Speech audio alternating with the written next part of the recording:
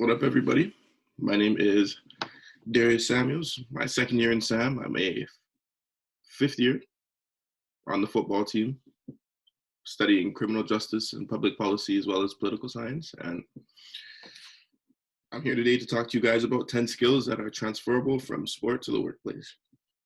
Now, I know that most of you have aspirations on going pro in your selective field, and that may be a reality for some, but for others, it may not be. And when that time comes, you're going to have to learn how to take the skills that you learned from sport and transfer them into the workforce.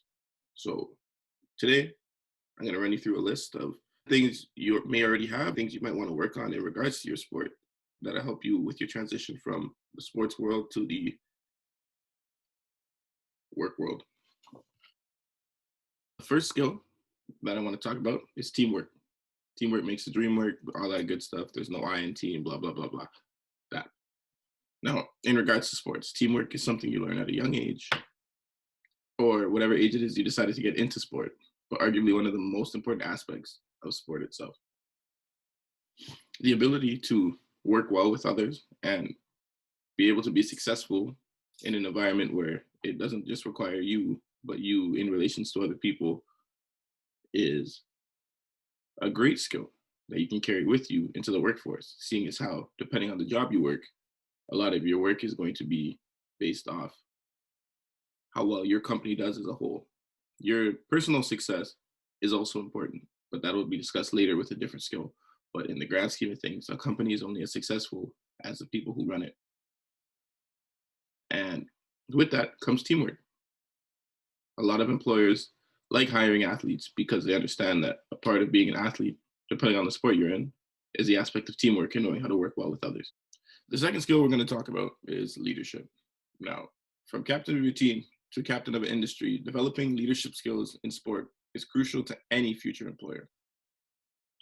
Making a tough decision about the team list or the workforce, developing the ability to inspire, motivate, and lead your colleagues, these are skills that are always in demand, and employers will always look for when they're looking for higher level management. And these are also things you learn as you develop leadership within your respective sports. Now, a big, huge, massive, earth-shattering skill that I think is essential in all aspects of life: time management. Time management. Now, through my years of working at SAM, I've had various students ask me, what's the best way to manage my time? How do I do this? How do I do that?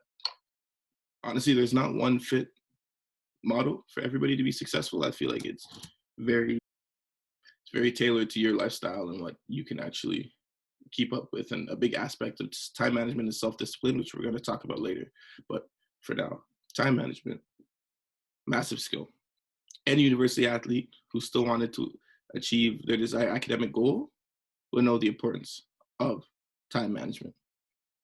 Juggling daily training sessions with studying, lectures, tests, midterms, all the above requires you to be 10 steps ahead of being 10 steps ahead.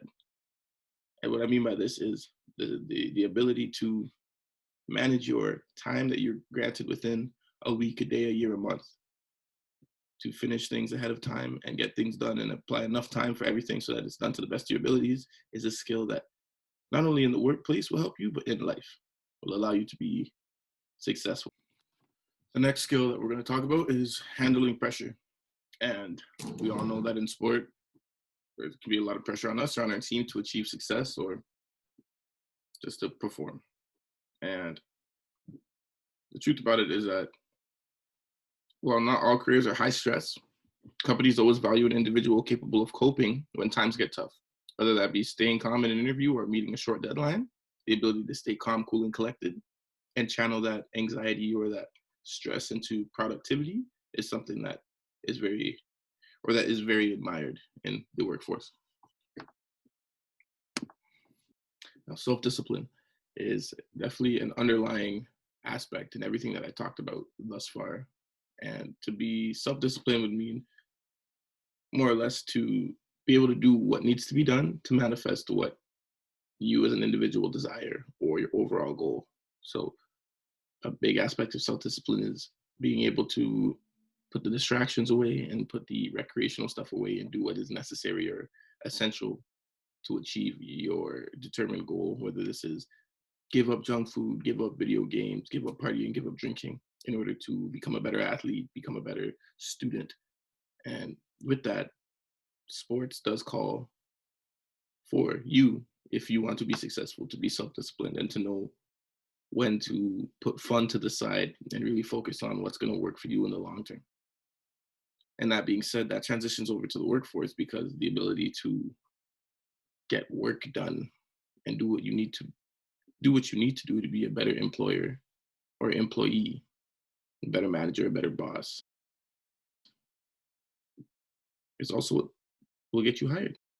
The truth is, sports brings different challenges to each of the participants, but can also allow them to recognize the challenges at hand, their contributions to the team, and make necessary improvements individually. Leaders are not perfect, but what separates decent leaders from good leaders is their ability to work on themselves and do what is necessary to separate themselves from the average.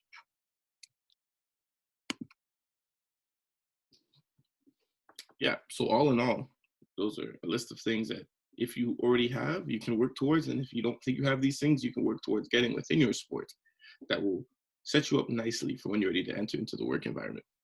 Again, my name is Darius Samuels. I am a fifth-year football player in criminal justice, public policy, political science. Some of you have me as your mentor. The ones that don't, I'm sure your mentors are lovely people. This is my presentation. I hope that you enjoyed it and that you enjoyed the remainder of your SAM, and see you next time. Peace.